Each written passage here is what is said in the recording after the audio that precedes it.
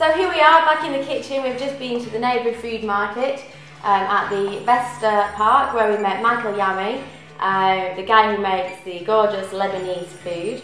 And we're going to try and recreate some of his hummus at home. So Michael gave us a great tip that the key to a good hummus is tahini.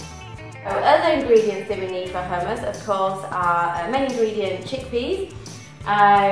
This time I've cooked these myself, and from a nutritional perspective we can also control the salt content, and there'll be no added preservatives when you cook your own chickpeas at home. Now I've reserved some of the water that we use to cook the chickpeas with, as that will have taken some of the flavour of the chickpeas and we can add that into our hummus. Other typical ingredients for hummus, of course we need some olive oil, extra virgin is always best, a little bit of salt, some garlic. I like to add a little bit of cumin into mine, and what makes this particular hummus different is we're going to make a coriander and lime hummus. So usually you'd use lemon juice, but lime is just something a little bit different. So we're going to go ahead and make our hummus. I'm going to chop a little bit of this coriander off. This is just a single bunch of coriander, and I'll probably use a third of it. I like to use coriander because it also adds some nutritional benefits. It's a great detoxifying herb.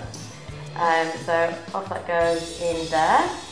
We'll follow that with the juice of around about 1.5 or 2 limes, depending on how juicy your limes are. So garlic, my personal preference is just to have 1 clove of garlic. With it being raw, it can be quite strong. Some people like to have more, but 1's enough for me. And chickpeas in there.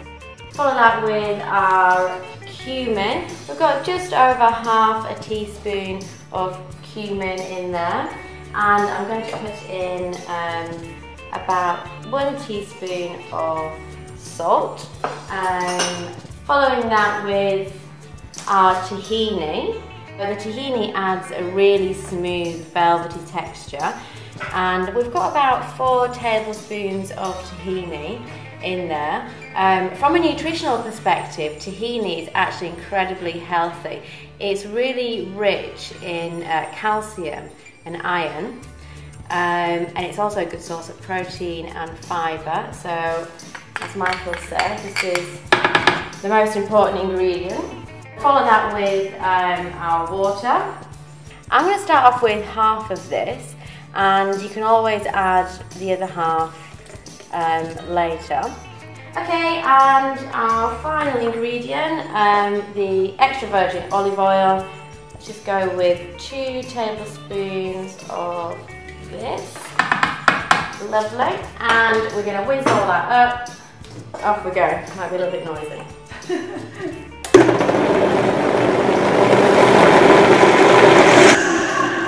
And that should do it. Let's have a little taste of that, see if we need to add anything else.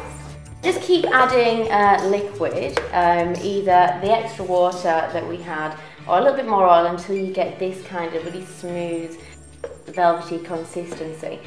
Put it into your serving bowl. There we have it, our lovely, smooth, creamy, green hummus. I actually kind of like it that it's green.